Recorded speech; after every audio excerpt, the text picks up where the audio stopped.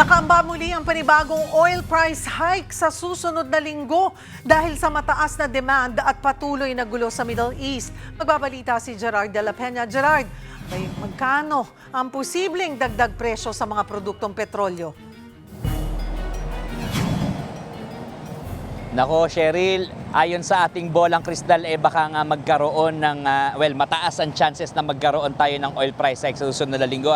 Sabi ng Department of Energy ay tataas ng posibleng tumaas ng 6 hanggang 7 pesos ang kada litro ng diesel. Ang gasolina naman ay 5 to 6 pesos per liter at ang kerosene ay 3 hanggang 4 pesos per liter. So dito sa gasoline station na kinatatayuan ko, sa ngayon ay 85 pesos ang kada litro ng diesel, pero kung matuloy nga itong 6 hanggang 7 pesos sa susunod na linggo, ay baka umabot na ito ng 92 pesos per liter. Pero Cheryl, ang sabi ng DOE ay ito ay nakabase doon sa first 4 trading days. So Monday to Thursday, may hinihintay pa tayong trading day ngayong araw na ito at posibleng mas mataas pa raw dito yung maging actual increase sa susunod na linggo dahil nakita nilang pattern ay araw-araw pataas ng pataas yung presyo ng krudo sa international market. Cheryl.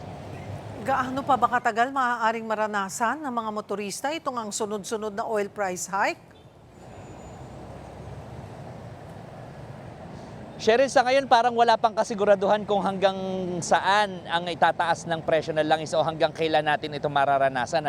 Kasi itong lahat ng ito ay nakabase sa kung ano nangyayari ngayon sa Middle East. So ayon sa ating mga sources, sa ngayon parang meron pa ring blockade dyan sa Strait of Hormuz. So yung mga barkong may lamang langis galing sa Middle East, particular na yung diesel, ay hindi makapunta dito sa Asian markets katulad dito sa atin. So medyo restricted yung supply, kaya ang tendency ng global market ay itaas yung kanilang presyo. So hanggang kailan ito ay depende kung kailan magkakaayos itong US at ang Iran.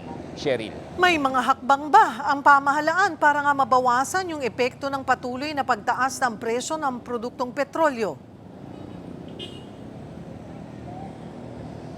Cheryl, sa ngayon, ang sinasabi ng Department of Transportation, parang it's still on the table. Yung under consideration pa rin, yung piso o 2 pisong dagdag singil sa pasahe sa jeepney, yung minimum fare natin itataas. Pero parang, parang medyo malamig ang DOTR at ang LTFRB dito. So sa ngayon, ang isa pa sa mga options na tinitingnan nila ay yung fuel discounts natin na 10 pesos per liter ay baka raw itaas ng 15 pesos per liter na. At saka yung 150 liters a week na limit ng bawat chuper na nagpapakarga ng kanilang diesel, baka raw madagdagan yan. So kung magkano yan, pinag-aaralan pa rin sa ngayon. At saka sa ngayon, Cheryl, as we all know, Cheryl, ang mga nakaka-avail itong discounts ito ay puro mga jeepney at mga UV Express. So pinag-aaralan din ng DOTR kung pwedeng kasali na rin yung ibang modes of public transportation natin katulad ng mga bus or ng mga minibus at yung mga motorcycle taxi or TNVS. Pinag-aaralan pa lahat ng yan.